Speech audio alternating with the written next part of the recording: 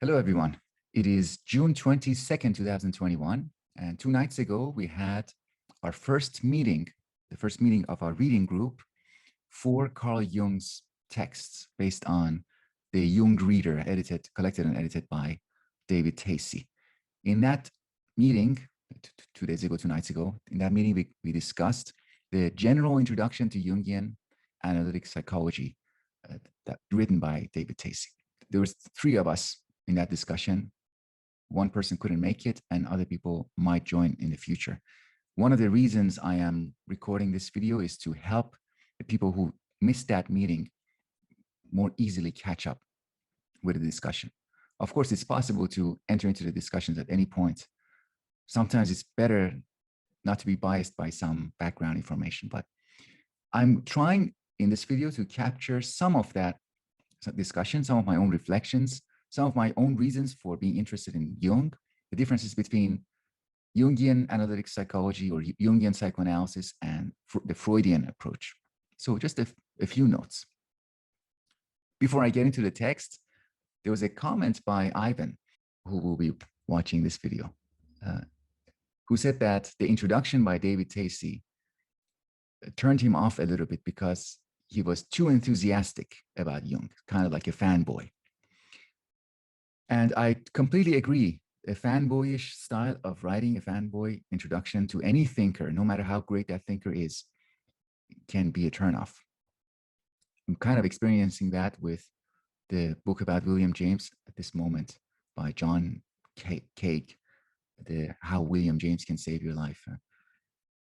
That I'm feeling turned off because of Cake's style, even though he does include some very important moves in introducing William James, kind of downplaying pragmatism a little bit in order to foreground other ideas. But in general, I'm also against it, fanboy or fanatical reading.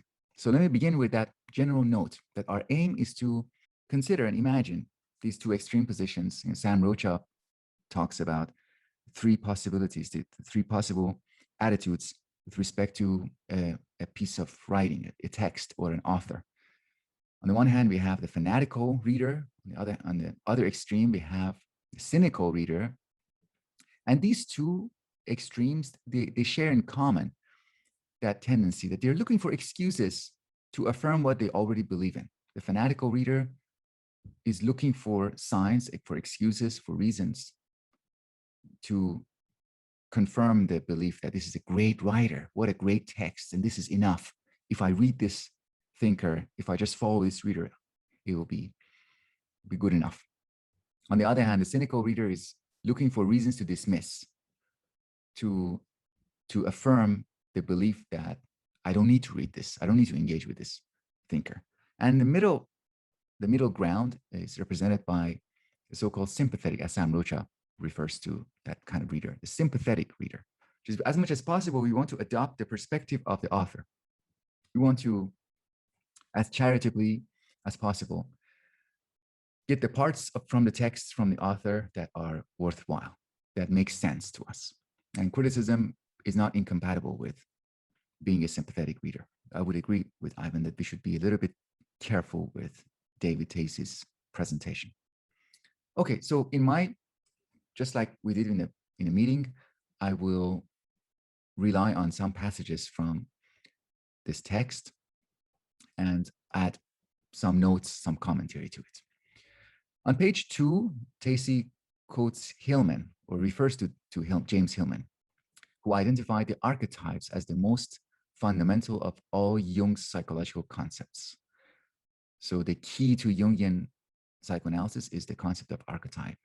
And then Hillman wrote that the advantage of archetypes is that even though they are precise in some ways, but they are by definition open and indefinable. By definition, indefinable. That's a little bit funny. I kind of wanted to suggest alternatives. I don't think archetypes are necessarily at the center of Jungian psychology, even though it happens to be that way in the popular presentations, popular introduction to Jung. For me, what is special about Jung, the core concept, what Jungian psychology is striving towards, the aim of Jungian psychology, the telos, is individuation, synthesis, or integration, these kinds of concepts, individuation, becoming of an individual, the integration of an individual. And we can also think about those in terms of creativity, the creative synthesis among forces that initially are irreconcilable or seem to be irreconcilable. To clarify this concept of archetype, it is also helpful to talk about how Jung initially described them. So Jung didn't use archetypes, the term archetype, until 1919. In his 1912 book, Transformations of the Libido and its transformations, symbolic transformations, he used another term, another phrase to refer to the concept of archetype, and that was primordial image. So primordial images that strive to symbolize the tendencies in the libido using either innate mechanisms or material from experience, material from the culture. So there are certain materials we observe in culture, certain innate tendencies, and we use this material in order to symbolize our inner tendencies. Let's talk about why archetypes, individuation, these are related concepts. And I think it would be helpful to at the same time contrast Jung with Freud in this respect. So for Freud, when we analyze a situation, when we analyze a psychological situation, a relational situation, or a text, I mean, my main connection with Freud and Jung is through literary theory, not through clinical practice. I don't have that background. For Freud, the aim of analysis is to find, in general, two categories of forces, two categories of tendencies. When we look at a novel and look at a story, or when we look at a relationship, look at a person's decisions, on the one hand, we have the desires of the person, and on the other hand, we have inhibitions of the person. When we look at a text, somebody's story, short story or novel, through a Freudian lens, a Freudian analysis of that text would be, okay, what are the desires that are trying to be expressed, and what are the inhibitions? What are the constraints that this person is placing on their desires? So for Freud, the synthesis happens between desire and inhibition, or forces that are acting in accordance with the pleasure principle and forces that are acting in accordance with the reality principle. What are the particular combination in this person or in this text? And what is special about Jung is that the opposition is expanded. It's not just between pleasure and reality, desire and inhibition. Desires themselves can be in opposition. So that pleasure principle itself, or the desires that come from within, they are not homogeneous. They can be inner conflict based on the tendencies that we have within us. Of course, that has interactions with the environment, but Jung makes things complicated in a very interesting way by suggesting that the psyche, the unconscious, doesn't consist of one type of force that only needs to be synthesized with external inhibitions, external rules, external reality, but instead contains a collection of a multiplicity of desires, forces that initially are not in harmony with each other. And another important aspect of Jung is that the scope of his analysis.